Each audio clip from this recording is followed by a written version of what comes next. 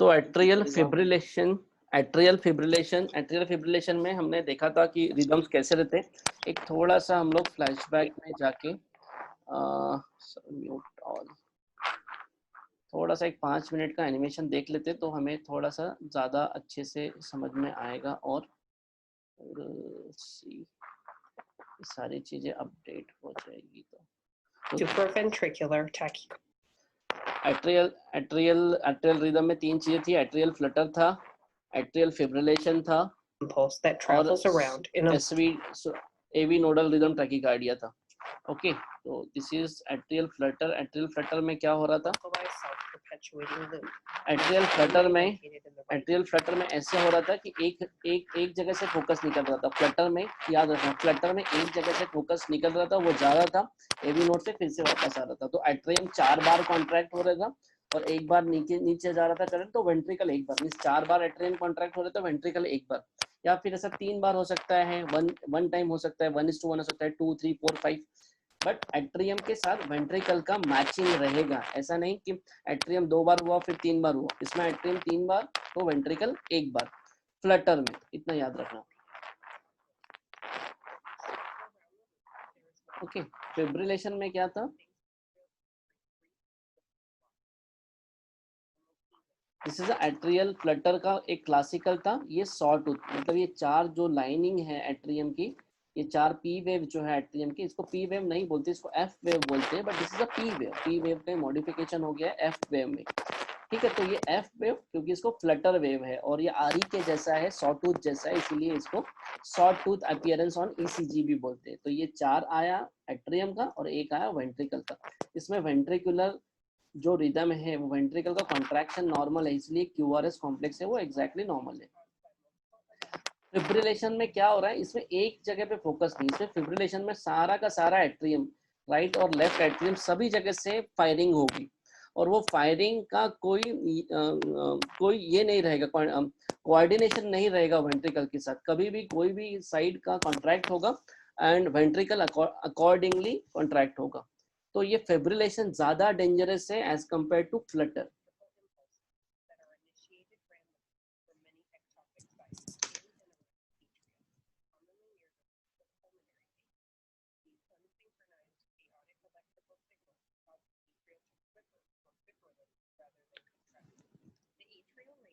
तो इसमें क्या होता है पता है क्या? इसमें क्या कॉम्प्लिकेशंस हो सकते हैं अगर ये वेंट्रिकल्स प्रॉपर कॉन्ट्रैक्ट नहीं हो रहे, है ना, वेंट्रिकल्स का कॉन्ट्रैक्शन प्रॉपर नहीं हो रहा है तो ऊपर से ब्लड नीचे नहीं जाएगा, है ना। अगर ऊपर से ब्लड नीचे नहीं जाएगा तो पेशेंट कैन डाई। मगर वेंट्रिकल एट्रियम कॉन्ट्रैक्ट ही नहीं होंगे प्रॉपर में, तो प्रॉपरली वेंट्रिकल का फिलिंग नहीं होगा। वेंट्रिकल फिलिंग नहीं होगा तो पेशेंट में डाई, उसमें क्लॉट फॉर्मेशन भी हो सकता है। So it is very dangerous condition. Atrial fibrillation जब भी आपको ईसीजी में दिखता है तो treat patient as soon as possible. It is a life threatening condition, atrial fibrillation.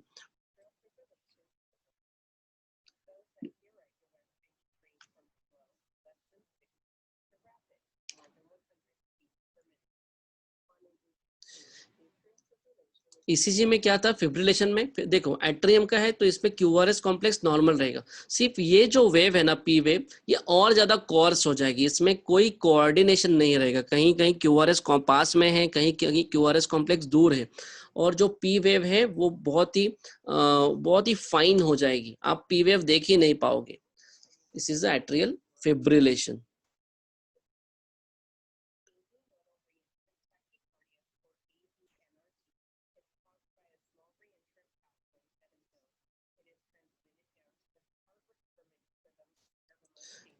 जो हमारा था आज का, दिस इज वेंट्रिकुलर रिदम्स।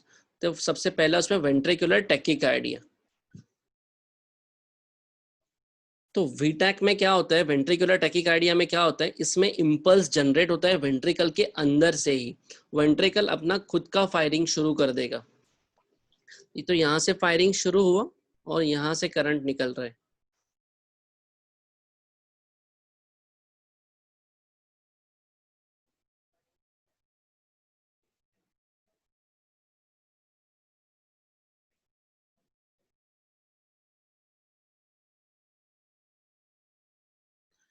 देखो देखो अभी ये वीटैक क्यों है, इसमें एट्रियम क्यों नहीं है, फर्स्ट ऑफ थिंग कि इसमें पी वेव नहीं दिख रही है। अगर पी वेव नहीं है, अगर पी वेव नहीं, अच्छा कोई तो भी ज्वाइन नहीं कर पा रहा है, एक सेकेंड।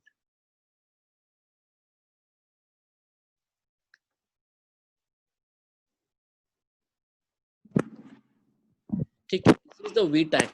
वीटैक में क्या हो रहा है, वीटैक कैसा डायग्नोस करोगे कि उसमें पी वेव नहीं दिखेगा। पी वेव नहीं दिखेगा मतलब वेंट्रिकुलर रिदम है, और क्यूआरएस कॉम्प्लेक्स वाइड है। क्यूआरएस कॉम्प्लेक्स जहां पे भी वाइड दिखे और पी वेव नहीं दिखी मतलब ये वेंट्रिकुलर रिदम है। एट्रियल रिदम और वेंट्रिकुलर रिदम की दवाइयाँ टोटल अलग रहती है। अगर एट्रियम रिदम में वेंट्रिकुलर रिदम की दवाई दी तो पेशेंट कैन डाई। तो जानना और डायग्नोस करना बहुत जरूरी है कि ये एट्रियम है या वेंट्रिकुलर है। इतना भी जानना, इतना भी समझ गए, that is more than enough. Atrium में पी वेव रहेगा, रहेगा, एबनॉर्मल हो सकता है P wave, but QRS complex atrium rhythm में कोई भी एट्रियम मतलब कोई भी एसवीटी सुप्रा वेंट्रिकुलर टैकिकार्डिया, चाहे एट्रियल फिब्रिलेशन हो, फ्लटर हो, नोडल रिदम हो, कोई भी सुप्रा वेंट्रिकुलर टैकिकार्डिया में पी वेव दिखेंगे और क्यूआरएस नॉर्मल रहेंगे। वेंट्रिकुलर रिदम में QRS complex wide and bizarre रहेंगे। बस ये एक ही अगर डिफरेंस आपने याद रखा क्यूआरएस का भी, तो भी you can easily diagnose. P wave is absent.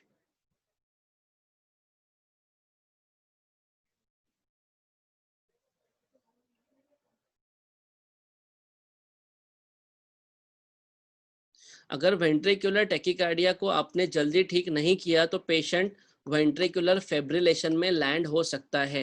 इसलिए वीटैक अगर है पेशेंट को तो उसे ट्रीट करना है। ट्रीट करने के लिए कौन सी दवाई है हम इसके बाद देखेंगे, बट ये जानना जरूरी है पेशेंट को वीटैक है तो जल्दी ठीक करो। और क्योंकि वो लैंड अप नहीं होना चाहिए वी फेब में। वी फेब की दवाइयाँ अलग है, वी टैक की दवाइयाँ अलग है। पेशेंट वी वेंट्रिकुलर फेब्रिलेशन में है तो उसे डिफिब्रिलेट करो, शॉक दो।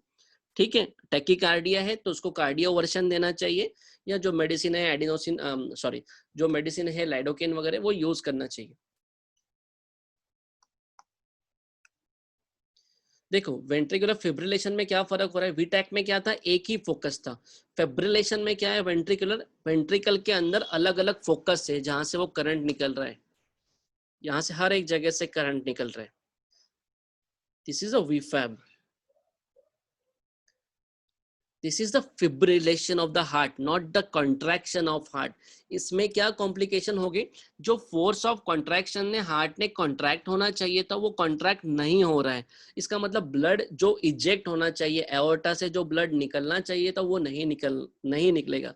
तो patient can die because of congestive heart failure, और या बिकॉज ऑफ ये कार्डिया के कारण फ्लूइड ओवरलोड हो जाएगा, या सॉरी, या बैक प्रेशर बढ़ जाएगा, and patient may die because of CCF.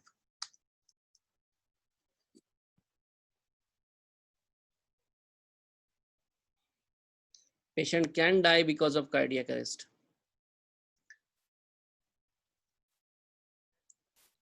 देखो वीटैक में क्या था, वेंट्रिकुलर टैकिकार्डिया और वेंट्रिकुलर फिब्रिलेशन का ईसीजी कैसे देखेंगे। वीटैक में ना वेंट्रिकुलर टैकिकार्डिया में बराबर एक साइमल्टेनियसली रिदम था। वेंट्रिकुलर फिब्रिलेशन में हर क्यूआरएस कॉम्प्लेक्स एक में से अलग है। ठीक है, तो ऐसा जानेंगे आपको पेशेंट को वीफेब है या वीटैक है।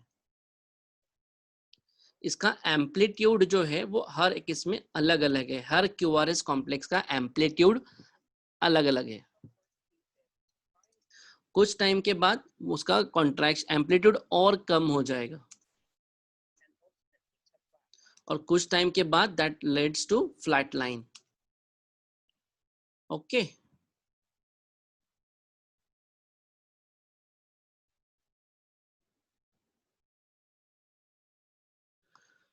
तो ये एट्रियल फिब्रिलेशन हमने पढ़ लिया था कल। First degree second degree heart block पढ़ाने की जरूरत नहीं है, हमने उसी दिन देखा था। अगर चाहिए तो फिर से एक बार बता दूंगा। First degree heart block, first degree heart block को बोलते हैं मोबिट्स टाइप 1। एक सेकंड में बता देता हूँ, मोबिट्स टाइप 1, और उसको बोलते हैं वेंके बैक। इसमें कुछ नहीं है, प्रोलॉन्गेशन ऑफ द, जो तुम्हारा पीआर इंटरवल है वो कंटिन्यूसली प्रोलॉन्ग होता रहेगा, जो पीआर इंटरवल है वो कंटिन्यूसली प्रोलॉन्ग होगा। यहाँ पे अगर 5 है तो यहाँ पे 6 हो जाएगा, यहाँ पे 7 हो जाएगा, और एक पी वेव आएगी, उसके बाद क्यूआरएस नहीं आएगा। दिस इज द वेंकेबैक या मोबिट्स टाइप 1। मोबिट्स टाइप 2 में ऐसा नहीं होता है। मोबिट्स टाइप 2 में पीआर ये कांस्टेंट रहता है, बट एक पी वेव के बाद क्यूआरएस नहीं आता है। अगर किसी को चाहिए तो उसने उन्होंने पूरा वीडियो देख लो, हार्ट ब्लॉक के ऊपर पूरा वीडियो है बना हुआ।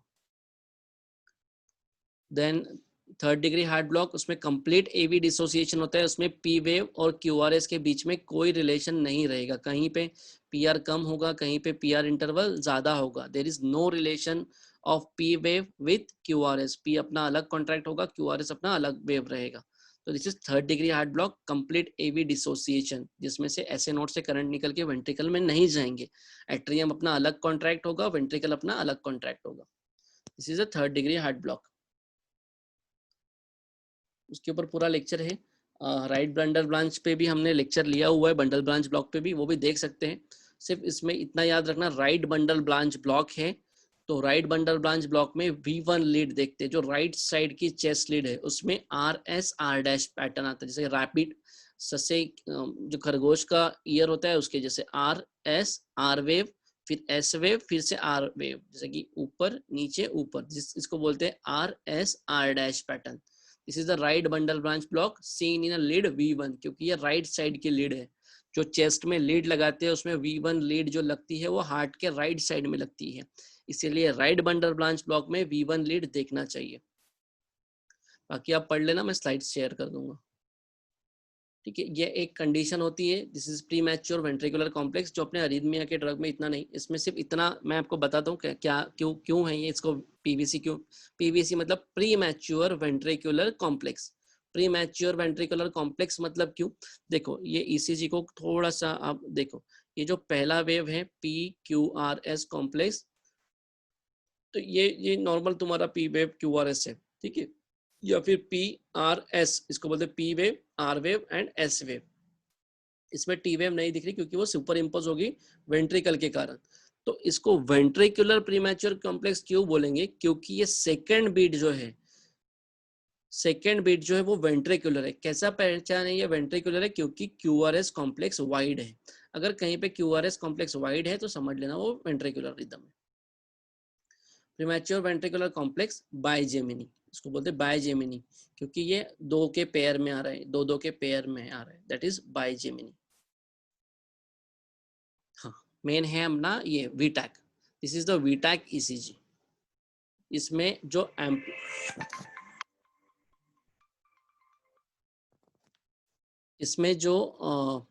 इसमें जो एम्पलीट्यूड है, amplitude of the QRS complex is normal, normal in the sense same है। सारे के सारे क्यूआरएस कॉम्प्लेक्स जो है उसका एम्पलीट्यूड सेम है, कोई ऊपर नीचे छोटा बड़ा नहीं है, मोर और लेस सारे सेम है, और क्यूआरएस वाइड है।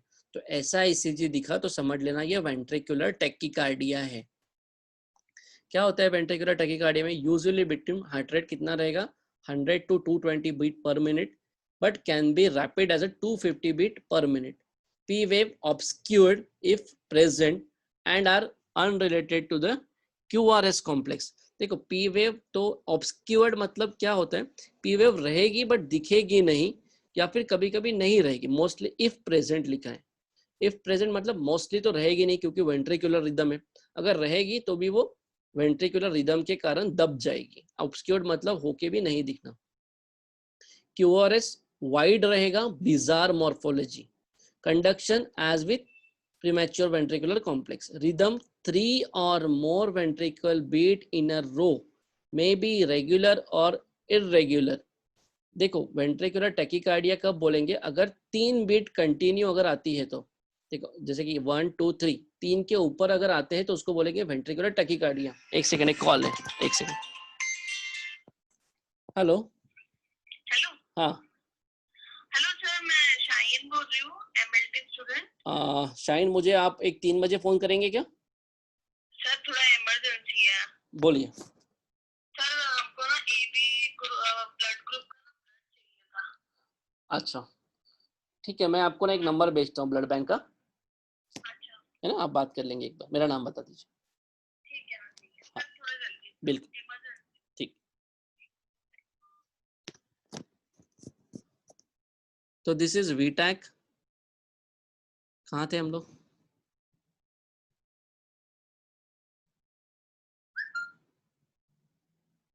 तो वीटैक, वीटैक में वीटैक रिदम 3, हाँ 3 और मोर वेंट्रिकुलर बीट अगर है 3 से ज्यादा है तो बोलेंगे वीटैक. अगर 3 से कम है, 1 या 2 है, उसको बोलेंगे ventricular premature complex. May be regular or irregular. Ventricular tachycardia almost always occur in a diseased heart. Some common causes are coronary artery disease, MI, digitalis toxicity, congestive heart failure and ventricular aneurysm. सारे की सारी conditions जो है वो disease condition है, इसलिए ventricular tachycardia आपको ECG में दिखता है तो treat as soon as possible. Patient are often symptomatic with this dysrhythmia. Ventricular tachycardia can quickly deteriorate into ventricular fibrillation. ये बहुत important line है. Ventricular tachycardia के patient बहुत जल्दी VFib में land हो सकते हैं. Electrical counter shock is an intervention of a choice if patient is symptomatic and rapidly. अगर patient अगर deteriorate हो रहा है तो उसे shock देने चाहिए. Mostly उसे cardioversions बोलते हैं. 100 joules से वो शुरू होता है. Some pharmacological intervention include lidocaine, Pronstil and Beryllium. Mostly use lidocaine. This is condition जो ECG mostly रखते हैं हमारे वाइवा के टाइम पे. ये ECG को थोड़ा सा ऑब्जर्व करो कि क्या है इसके अंदर. एक सेकेंड.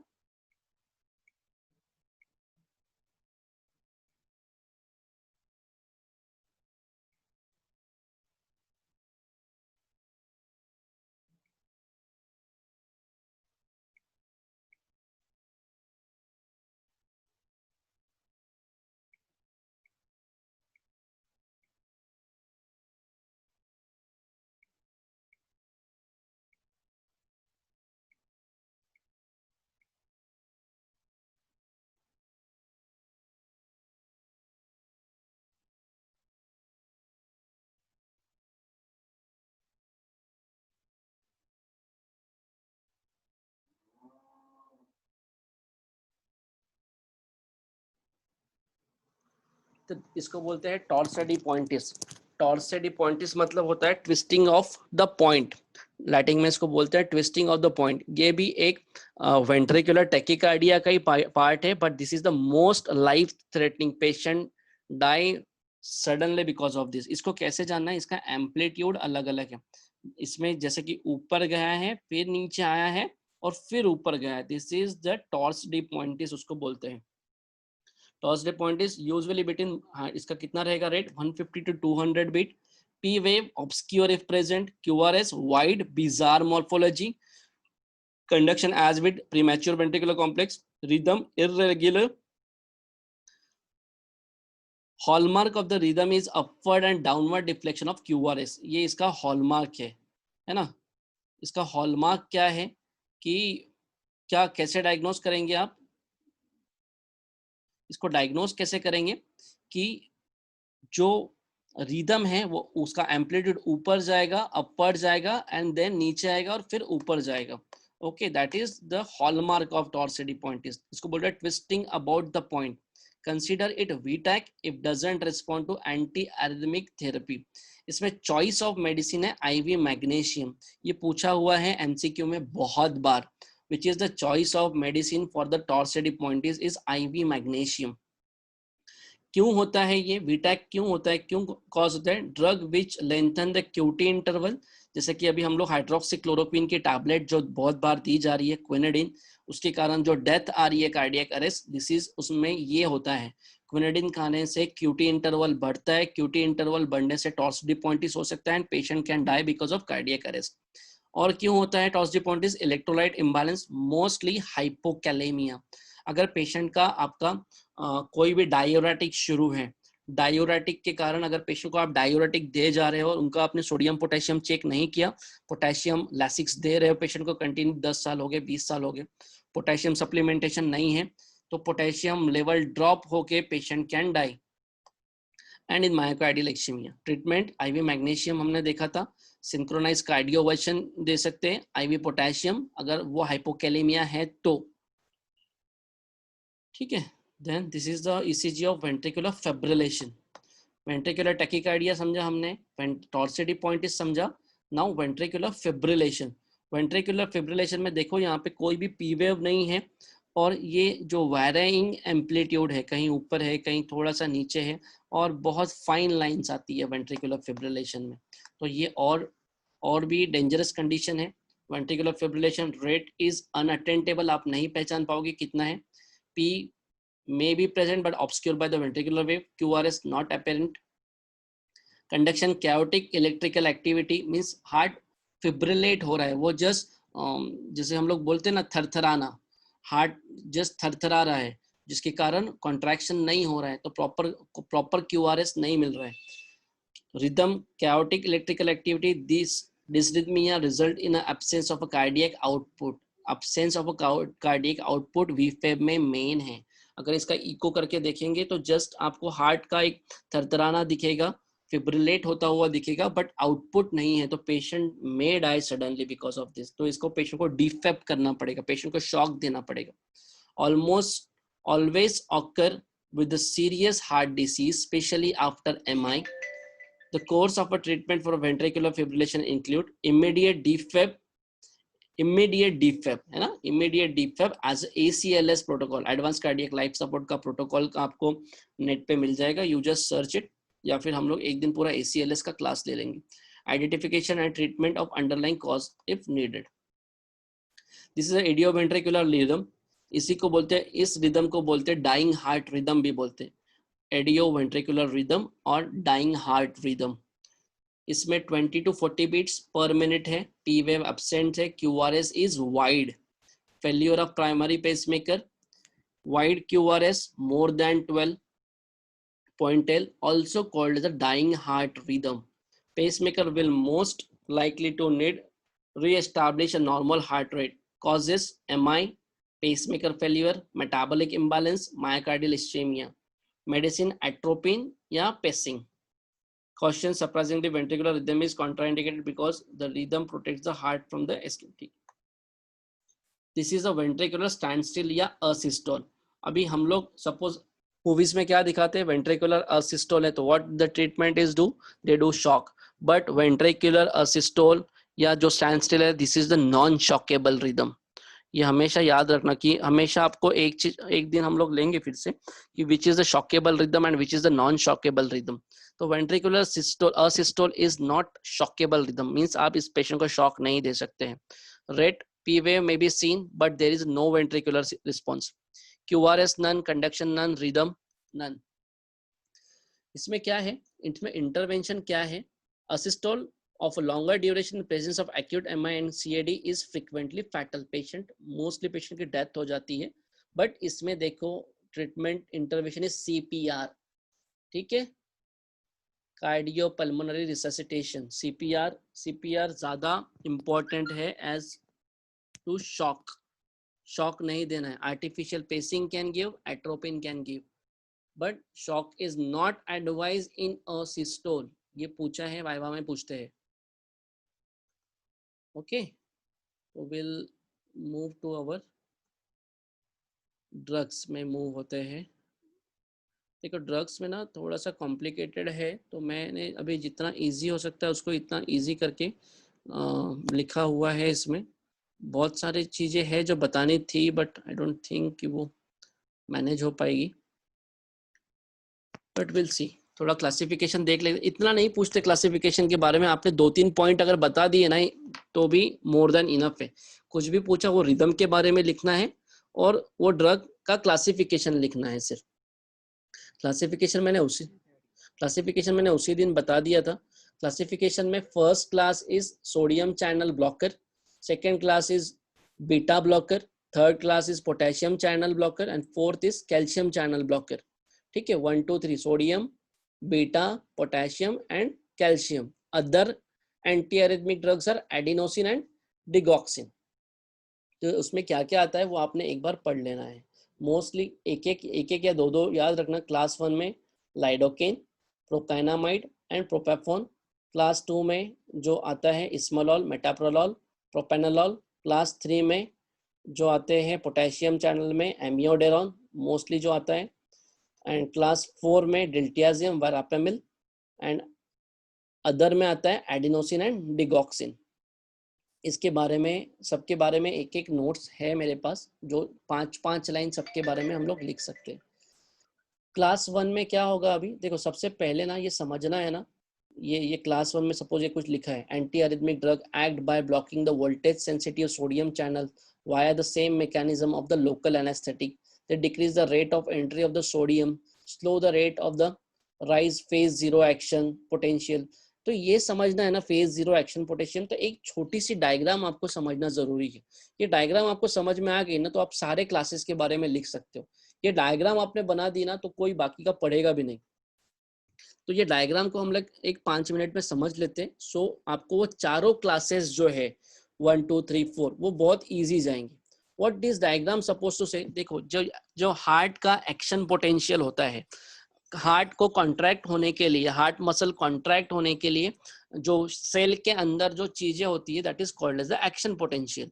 तो एक्शन पोटेंशियल में जो चीजें होंगी उसको प्रोलॉन्ग करना है, हार्ट के कॉन्ट्रैक्शन को हमें स्लो करना है ना। अरिथमिया मतलब जो हार्ट रेट बढ़ा हुआ है, हमें उसको स्लो करना है। तो 4 फेज है, phase 0, phase 1, phase 2, phase 3 and phase 4। ये 4 फेज में जो हो रहा है उनको हमें नहीं होने देना है या फिर उसको स्लो करना है। तो सबसे पहला फेज जो है फेज 0, ऊपर में लिखा हुआ है फेज 0। तो फेज 0 में देखो सोडियम जो है वो सेल के अंदर आ रहा है। ओके, फेज 0 सोडियम, ये जो ECF मतलब एक्स्ट्रा सेल्युलर फ्लूइड और ICF मतलब इंट्रा सेल्युलर फ्लूइड। तो फेज 0 में क्या हो रहा है, सोडियम सेल के अंदर आ रहा है। Rapid sodium influx through open fast sodium channel. मतलब क्या हो रहा है, सोडियम अंदर आ रहा है, हमें क्या करना है, इसमें सोडियम चैनल ब्लॉक कर देना है। सोडियम चैनल, तो जो भी ड्रग फेज 0 में काम करेंगे वो सारे के सारे सोडियम चैनल को ब्लॉक करेंगे। Okay, through open fast sodium channel. ये ओपन वर्ड आना जरूरी है, ओपन फास्ट सोडियम चैनल। तो सोडियम को कम कर देंगे। तो ये फर्स्ट फेज जो है, जो ग्रे कलर में दिख रहा है आपको, ये 0 यहाँ से शुरू हुआ, तो ये जो फेज है ना 0 वाला फेज, ये स्लो हो जाएगा, सोडियम कम अंदर आएगा। तो ये कॉन्ट्रैक्शन का जो ऊपर जा रहा है, कार्डियक मसल का कॉन्ट्रैक्शन का फेज है वो कम हो जाएगा। This is the first phase. Second phase में क्या हो रहा है, transient potassium channel open and potassium efflux return to the TMP to the 0 millivolt. देखो इसमें अपने को इतना नहीं लिखना, ट्रांजिएंट पोटेशियम चैनल ओपन। तो फेज 1 में जो भी ड्रग काम करेंगे वो पोटेशियम चैनल को ब्लॉक करेंगे, है ना, पोटेशियम चैनल को ब्लॉक करेंगे। कौन से है वो ड्रग, फेज 2 वाले drug, potassium channel blocker. Mostly आप एक नाम याद रखो, एमियोडेरॉन, बाद में सोटालॉल वगैरह बाद में याद करना, एक नाम याद रखना जरूरी, एमियोडेरॉन। एमियोडेरॉन अगर आपको पूछने में आया तो ये डायग्राम बना दो, इसको हाईलाइट कर दो, बोल देना ये पोटेशियम चैनल को ओपन होने से रोकता है, ये पोटेशियम चैनल को रोकता है और action potential of cardiac muscle को स्लो कर देता है। बस इतना भी लिखा, मोर देन इनफ है। ड्रग लिखना बहुत आसान है बिकॉज ऑफ दिस डायग्राम। ये डायग्राम आपको समझ में आई, बस इसमें लिखना है। पहला फेज सोडियम हो गया, सेकेंड फेज यहाँ से यहाँ तक पोटेशियम। फिर क्या होता है, हार्ट मसल जब कॉन्ट्रैक्ट होते हैं फेज नंबर 2 में, influx of calcium through the L type calcium channel. देखो L टाइप T टाइप हमने देखा था, किसी को याद होगा नहीं होगा, दैट इज अनदर इशू। सिर्फ इतना लिखना, influx of calcium through the calcium channel, इतना भी लिख दिया तो भी हो जाएगा। फेज 2 में extra cellular calcium intra cellular में आता है और हार्ट के सेल का कॉन्ट्रैक्शन होता है, साथ ही साथ पोटेशियम भी बाहर निकलता है। तो ये क्लास 2 वाले जो ड्रग है, फेज 2 वाले जो ड्रग है, फेज 2 वाले ड्रग है वो क्या करेंगे, what that drug suppose to be do. Phase 2 वाले जो ड्रग जो कैल्शियम चैनल ब्लॉकर है, डिल्टियाजियम एंड वेराप्रेमिल, सॉरी एक सेकेंड, फेज 2 में जो होता है कैल्शियम एंड, तो इसको जो calcium channel blocker and potassium channel blockers, इसमें फेज 2 में काम करेंगे। फेज 2 में काम करने वाले ड्रग कैल्शियम चैनल ब्लॉकर जो वेराप्रेमिल एंड डिल्टियाजियम है। ठीक है, फिर लास्ट जो फेज है, थर्ड जो फेज है, उसमें क्या होता है, calcium channel close but delayed rectifier, potassium channels remain open and return to the TMP. तो इसमें भी सेम कैल्शियम चैनल ब्लॉकर का फिर से रोल आता है. Calcium channel closes but delayed rectifier potassium channel. तो इसमें मोस्टली पोटेशियम चैनल्स बाहर निकलते हैं, पोटेशियम आयंस बाहर निकलते हैं. फेज 3 में भी पोटेशियम आयंस बाहर निकलते हैं. एंड फेज 4 जो है उसका यहाँ पे लिखा हुआ है. Phase 4 sodium calcium channel close, open potassium. ठीक है, तो इसको डिटेल्स में अगर देखना है, phase 0 rapid depolarization of a cell membrane during which there is a fast entry of sodium ions into the cell through the sodium channel. phase 0 में क्या हुआ, सोडियम आयन अंदर है. phase 1 is a short initial rapid repolarization due to potassium efflux, potassium बाहर निकले phase 1 में. phase 2 prolonged plateau cause phase due to the slow calcium influx. इसमें phase 2 में क्या हुआ, कैल्शियम अंदर आया. phase 3 पोटेशियम बाहर निकले. phase 4 during resting during potassium ion return to the cell while sodium and potassium move out of it. So these are the phases. इसमें से एक एक लाइन लिख देना. एंड बीटा ब्लॉकर तो हमें पता है, बीटा ब्लॉकर जो बीटा रिसेप्टर पे काम करेंगे, जो एड्रेनर्जिक ब्लॉकर से. ओके, तो इसमें से क्लास 1, क्लास 2, क्लास 1 हमने देखा. अभी कितना मिनट है, 5 मिनट है. क्लास 1 में जो है सारा सोडियम चैनल ब्लॉकर से, वो डायग्राम लिखे नहीं लिखे तो भी चलेगा, बट याद रखना है. Anti arrhythmic drug class 1 are the anti arrhythmic drug act by blocking the voltage sensitive sodium channel. Class 1 आया तो सोडियम आएगा, सोडियम को ब्लॉक करेंगे. Decrease the rate of entry of the sodium, slows the rate of rise of the phase 0. जो phase 0 का जो rise है, जो फेज 0 जो ऊपर जा रहा था बिकॉज ऑफ सोडियम के अंदर आने से, वो स्लो हो जाएगा. Of the action potential, action potential कम हुआ मतलब हार्ट का जो कॉन्ट्रैक्शन रेट है, जो रिदम का रेट है, वो भी अल्टीमेटली कम हो जाएगा. This is class 1. क्लास 2 हमें पता है. देखो क्लास और फेजेस अलग अलग हैं. ये फेजेस है, ये फेजेस ऑफ एक्शन पोटेंशियल ये अलग है, क्लासेस इज डिफरेंट. क्लास 2 के ड्रग जो बीटा ब्लॉकर है, वो हमें पता है, हमने सारा पढ़ लिया था. बीटा ब्लॉकर्स में प्रोपेनोलॉल, एसब्यूटेलॉल, सोटेलॉल, इस्मेलॉल. तो डीज ड्रग क्या करेंगे, जो बीटा रिसेप्टर को स्टिमुलेट नहीं करेंगे, उसको ब्लॉक कर देंगे. This beta drug diminish phase 4 depolarization, thus depressing the automaticity, prolong the AV conduction and decreasing the heart rate and contractility. जो क्लास 2 के बीटा ब्लॉकर है, कहाँ पे एक्ट करते हैं, फेज 4 पे एक्ट करते हैं. ये फेजेस का मैंने इसीलिए दिखाया, फेज 4 ये यहाँ पे, दिस इज द फेज 4, वो यहाँ पे एक्ट करेंगे, क्योंकि ये वर्ड आपको पढ़ने में आएगा तो आपको समझना चाहिए what is phases. Class 2 agents are useful in treating the tachyarrhythmia caused by increase sympathetic activity. Sympathetic activity बढ़ने के कारण अगर अरिथमिया हो रहा है पेशेंट को, तो बीटा यूज करना चाहिए, क्योंकि बीटा ब्लॉकर आर सिंपैथोलाइटिक. हमने पढ़ा है sympatholytic drugs are beta blockers. These are also used for the atrial flutter, fibrillation and for AV nodal reentrant tachycardia. Therapeutic use hypertension, angina, myocardial infarction, arrhythmia and heart failure में ये use होता है. Then class 3 में हमने देखा it is mainly act by blocking the potassium channel. It increase the refractory period. It increase the duration without affecting the phase 0. This is the amiodarone. This is the class 3 potassium channel blockers. इतना लिख देना बस. Class 4 is the calcium channel blocker, decrease the inward flow of calcium, decrease the rate of phase 4 depolarization. Calcium 2 इसमें verapamil and diltiazem mostly आते हैं. Other drug adenosine. Adenosine में क्या होता है, एडिनोसिन का बहुत शॉर्ट एक्टिंग है, इसका सिर्फ 60 सेकेंड, लेस देन 60 सेकेंड. यहाँ पे तो 60 लिखा है but I heard this 6 second, पता नहीं, इट इज 6 सेकेंड होना चाहिए जब मैंने पढ़ा था. Used as IV bolus. ये आईवी बोलस देते हैं, रैपिड देते हैं, सुप्रावेंट्रिकुलर टैकीकार्डिया के लिए मोस्टली यूज होता है. एडवर्स रिएक्शन ब्रैडीकार्डिया या एवी ब्लॉक हो सकता है. ये कुछ स्लाइड है, इसमें दिया हुआ है कौन से ड्रग मॉलिक्यूल कहाँ पे काम करते हैं. बीटा ब्लॉकर, एट्रोपिन, वेराप्रामिल, डिल्टियाजिम ऐसे नोड पे काम करेंगे. लाइडोकैन और बीटा ब्लॉकर मिक्सलेंटिन ये तुम्हारे वेंट्रिकल के काम करेंगे, मतलब कोई भी वेंट्रिकुलर रिदम है, वेंट्रिकुलर टैकीकार्डिया है, वेंट्रिकुलर फिब्रिलेशन है, तो lidocaine is the choice of drug. AV node में काम करने वाले adenosine, beta blocker, digoxin, verapamil and diltiazem. तो ये डायग्राम एक आप लोग ओवरलिप कर लेना. एक कंडीशन है WPW सिम्टोम या फिर पेसमेकर लगा सकते हैं. These are the classes. 1 minute बाकी है. तो कुछ अगर नहीं समझा है तो मुझे एक बार टेक्स्ट कर दो, विल टेक इट। क्लासेस समझना वो तो आप रट्टा मार के कर सकते हो, बट रिदम जानना, रिदम समझना इंपॉर्टेंट है, कौन सा एट्रियल रिदम है, कौन सा वेंट्रिकुलर रिदम है। एक ये याद रखना, पहला class 1 sodium, second beta, third potassium, fourth calcium and other is adenosine and digoxin. इतना याद रख लिया, that is more than enough.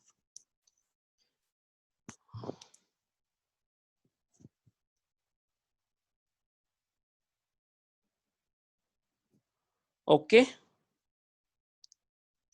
एक मिनट बाकी है। कुछ क्वेरी, कुछ और सीखना है इसमें? अरिथमिया में कोई चीज नहीं समझी है? देखो WPW सिंड्रोम जो होता है उसमें एसेसरी पाथवे होता है, जैसे कि ऐसे नोट से निकला तो ये एक्स्ट्रा, ये व्हाइट लाइन दिख रही है आपको, ये white line, this is the accessory pathway.